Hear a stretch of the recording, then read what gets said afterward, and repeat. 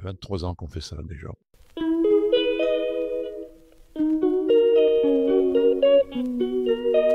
Bonjour à toutes et à tous et bienvenue dans ce nouvel épisode des Liens qui soignent.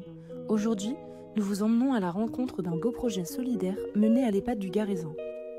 Depuis plusieurs années, des résidents et des bénévoles se réunissent autour d'un atelier tricot pas comme les autres. Leur objectif, fabriquer des couvertures pour les habitants de Madagascar en lien avec l'association du Père Pedro, un prêtre engagé depuis de nombreuses années auprès des plus démunis.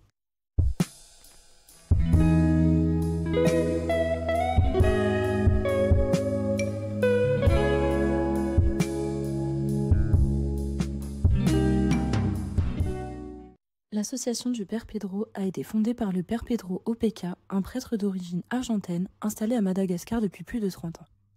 Face à la grande pauvreté sur place, il a créé une véritable communauté appelée Akamasoa, qui signifie les bons amis en malgache. Grâce à son action, des milliers de familles ont pu quitter les bidonvilles, retrouver un toit, un travail et surtout de l'espoir. Aujourd'hui, Akamasoa, c'est plus de 20 000 personnes qui vivent dans des villages solidaires, avec des écoles, des centres de santé et des logements construits par et pour les habitants. Écoutons tout de suite le témoignage de bénévoles présents pour l'association. Michel Second. Michel Second aussi. Voilà. Donc l'association du Père Pedro à Madagascar a été créée exactement en 1989. Donc nous avons rencontré le Père Pedro il y a une vingtaine d'années. La première fois c'était à Lyon. On l'a pas rencontré, mais on a écouté sa conférence et on a acheté le premier livre qui a été écrit par une journaliste française. Et là, on a été vraiment scotché par cette histoire incroyable. Et voilà, on s'est dit, à ce moment-là, on avait une entreprise de menuiserie assez importante et on n'avait pas trop de temps. Et donc, Michel s'est dit, le jour où je serai à la retraite, je voudrais faire quelque chose pour le Père Pedro, pour cette association. Oui, donc alors moi, je suis Marie-Claire Creusier, la psychologue du Garaisin pour encore 8 jours. Alors moi, je suis Isabelle Besson, donc j'ai travaillé au Garaisin en tant qu'ergothérapeute et maintenant je suis à la retraite et je viens en tant que bénévole pour continuer ce groupe tricot.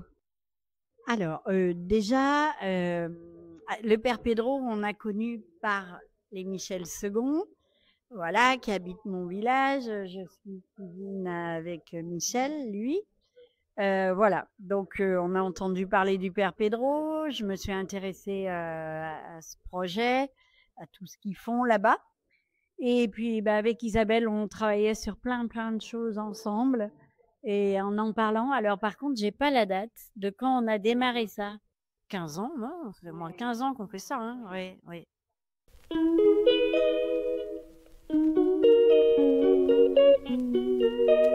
Cette action du Garaisin permet à ses résidents de partager un moment convivial autour d'une activité manuelle qui fait sens pour elles. Je m'appelle Colette Magnier. Je suis ici au Garaisin il n'y a pas longtemps, mais bon, j'aime bien tricoter. C'est surtout pour justement faire ces petits carrés, pour que ça serve, quoi. Hein? Parce que tricoter simplement comme ça, c'est pas évident. Il vaut mieux que ce soit fait dans un but, hein, de servir les gens qui auront les carrés, quoi. Je suis Madame Vidal-Josette, je tricote des petits carrés. Ça me console un petit peu de savoir qu'il y a des personnes qui s'occupent des enfants qui sont seuls. Et puis cet atelier pour les résidents, c'est aussi l'occasion d'être utile en fait. On leur dit qu'on a besoin d'eux, qu'il faut qu'ils viennent tricoter, donc ça leur donne un objectif aussi. Et puis c'est un moment convivial en fait qui se passe le matin. Et c'est vrai que voilà, on fait une table sympathique, on boit un coup, on parle un peu d'autre chose, mais voilà. Et puis les dames, en fait, les dames qui savent tricoter, c'est quelque chose qui se perd pas. Alors la plupart, elles savent bien tricoter depuis des années, et il y en a qui acceptent volontiers de venir retricoter. Voilà. Et puis en fait, on a eu assez vite, on en a parlé à quelques bénévoles qui étaient prêtes à tricoter. Et en fait, les petits carrés, c'est des choses assez simples qui sont rapidement. Et on s'est dit ça va être accessible aux résidents. Sur le temps d'1 heure, voilà, les gens peuvent faire un petit carré. Et de voir les couvertures évoluer, de les voir voilà, vendre et puis surtout partir et avoir le retour des Michel pour montrer que c'était vraiment concret, quoi. Vous allez voir que cette collaboration entre l'association et le Garaisin va bien au-delà du simple tricot.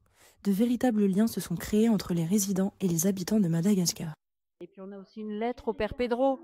Il y a une lettre qui est là tous les 3 mois peut-être, qui est éditée par l'association. Et nous, on l'a, comment dire, elle fait voire 4 pages, voire plus, à 4. Donc en fait, je la résume parce que ça serait trop compliqué. Mais donc, on donne des nouvelles de là-bas. Quand les Michel y partent, ils envoient des photos. On redonne des nouvelles de là-bas. En fait, c'est un vrai travail de lien, de se dire qu'à l'extérieur, il y a quand même des gens qui comptent sur nous, même s'il y en a qui ont 100 ans et qui tricotent. Et ça, je trouve que c'est fabuleux. Et puis, il y a la vente du miel. C'est encore un gros plus. Donc, Michel, il est apiculteur. Vraiment, les abeilles, il aime beaucoup, beaucoup les abeilles. Et du coup, il vend le miel au profit de Madagascar. Ça, il faut bien le savoir. Hein, tous les bénéfices vont à Madagascar.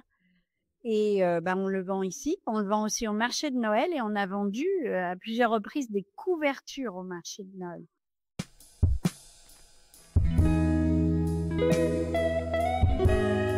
Nous voilà arrivés à la fin de cet épisode consacré à ce beau projet de solidarité entre l'EHPAD du Garaisin et l'association du Père Pedro.